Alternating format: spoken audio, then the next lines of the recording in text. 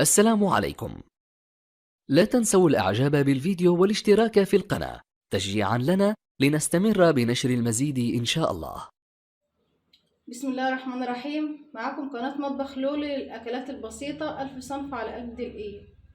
هنعمل النهاردة المكرونة البشاميل باللحمة المفرومة. حكاية طاجن المكرونة البشاميل باللحمة المفرومة. معانا نص كيلو لحمة مفرومة، كوباية بصل كبيرة مفرومة، معلقة توم مهروسة، نص كوباية فلفل، ومعانا معلقة فلفل أسمر، معلقة توم بودرة، معلقة بصل بودرة، وسنة قرفة بسيطة خالص، ورقتين لورا. معانا طاسة على النار حطينا فيها معلقتين زيت عشان بقى نبدأ نعصج اللحمة بتاعتنا. هننزل دلوقتي بكوباية البصل المفروم. بسم الله الرحمن الرحيم، اللهم صل وسلم وزد وبارك على سيدنا محمد خلق الله عليه افضل الصلاة والسلام. زي ما انتم شايفين كده الطاسة بتاعتنا سخنت ونزلنا فيها بالبصل. كمان القشرة بتاعت البصل لأن الطاسة كانت سخنة. احنا البصلة بتاعتنا مش عايزينها تحمر، هي بس هتدبل بس كده. وطريقة المكرونة باللحمة المفرومة ديت هتعجبكم، نجربوها بسم الله ما شاء الله هتعجبكم. خليكم معانا للآخر. بسم الله الرحمن الرحيم. زي ما انتم شايفين كده ما شاء الله البصلاية احنا عايزينها اللون ده كده يا دوبك تدبل وخدت لون خفيف.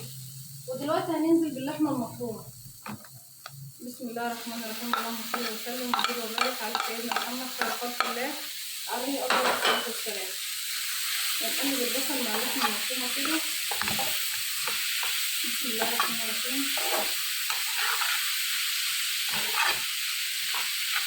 وهننزل دلوقتي بمعلقة الثوم المهروس. احنا عايزينه بس كده يدي ريحة بس فيها عشان ميبقاش فيها اي ريحة زفرة ولا اي حاجة.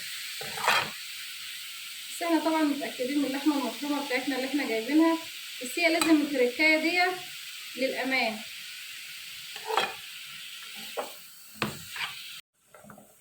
ما شاء الله اللحمة لونها غير اهوت. دلوقتي هننزل بالبهارات، البهارات بتاعتنا كلها. بسم الله الرحمن الرحيم، اللهم صل وسلم وزد وبارك على سيدنا محمد خير خلق الله عليه افضل الصلاة والسلام. والقرفة تكون يعني حاجة بسيطة خالص، ربع معلقة، ما تكتريش قرفة، يا دوبك ريحة بس القرفة. وهننزل دلوقتي بالفلفل الاخضر احنا فرمينه. عايزة تقطعيه بقى، انا بفرمه عشان اولادي ما بيحبوش الفلفل يبان فيها.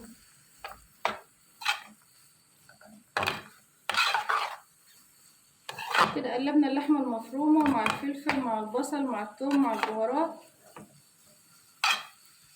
ونحط لها معلقة ملح.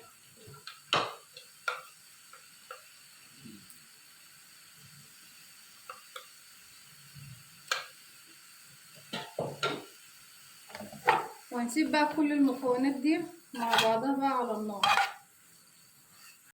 ودلوقتي هننزل بمعلقة صلصة. معلقة الصلصة ديت هتخليها بقى جميلة وجوسي.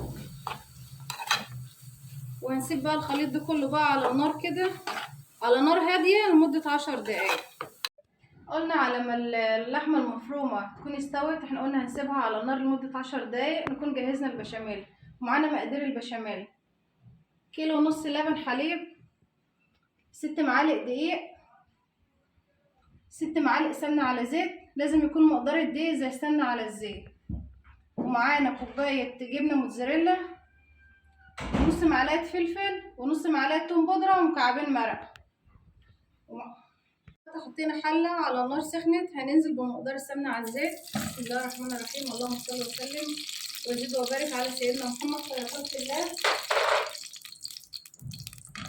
ودلوقتي السمنة سخنت معانا، هننزل بمقدار الدقيق وايدينا في الدقيق مع التقليب المستمر زي ما انتم شايفين كده عشان الدقيق ما يكتلش. وانا عايزين لونه يبقى ذهبي، بس مش يعني ايه يكون لونه فاتح، وبرده ما يبقاش فاتح جامد عشان ما يبقاش طعمه دقيق. بسم الله الرحمن الرحيم، اللهم صل وسلم وزد وبارك على سيدنا محمد خير خلق الله عليه الصلاة والسلام. بسم الله ما شاء الله. زي ما انتم شايفين كده الدقيق بقى لونه جميل. ودلوقتي هننزل بمقدار الحليب مع التقليب المستمر. احنا المقدار ده هيعمل لنا صينية مكرونة بالبشاميل كبيرة، عشان كده المقدار كبير، يعني مش هنعملها، هي تكفي حوالي 10 أفراد. بسم الله الرحمن الرحيم. ودلوقتي هننزل بمعلقة نص معلقة الفلفل ونص معلقة الثوم البودرة، وايدينا في اللبن بالتقليب دايما عشان ما يكتلش.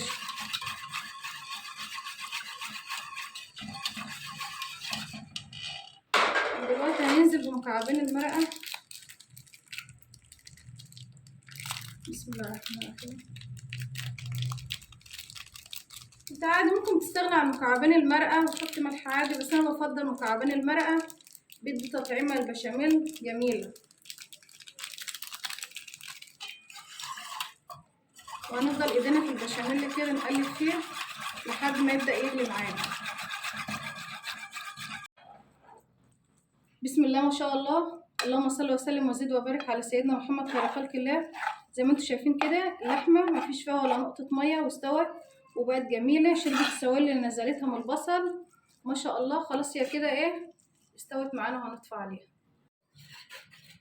بسم الله ما شاء الله. زي ما انتم شايفين كده البشاميل بقى خلاص جاهز معانا. شايفين سمكه ما شاء الله جميل ولونه ابيض ورائع.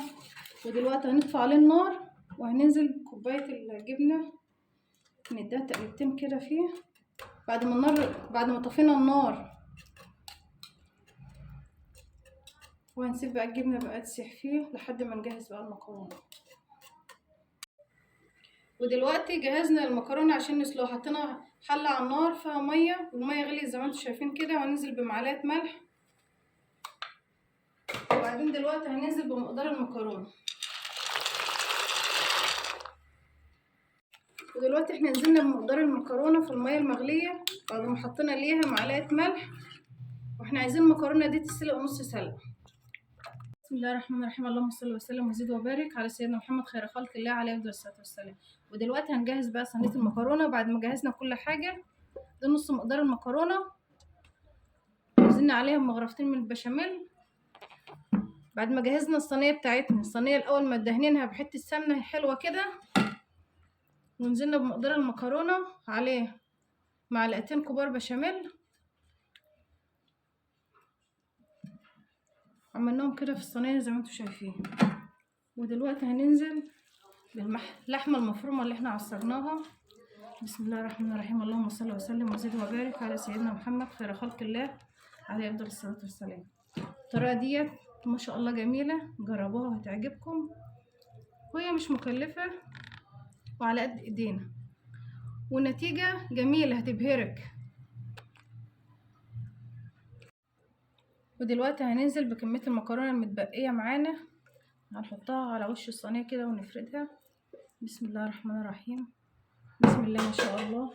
اللهم صل وسلم وزد وبارك على سيدنا محمد خير خلق الله عليه افضل الصلاه والسلام. وزي ما قلنا لكم، هي صينيه المكرونه اللي احنا عاملينها ديت صينيه كبيره عائليه، يعني تكفي عائله مكونه من 10 افراد. عشان كده يعني ايه احنا عاملين كيلو مكرونه وكيلو ونص لبن، ومظبطينها معاكم ان شاء الله تعجبكم.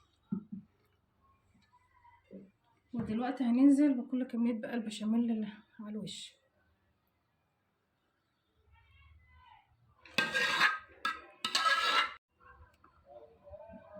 وده شكل الصينيه بعد ما قفلناها وحطينا على وشها شويه جبنه موتزاريلا كده، يخلوا شكلها جميل بقى في الفرن، حمرا وجميله كده.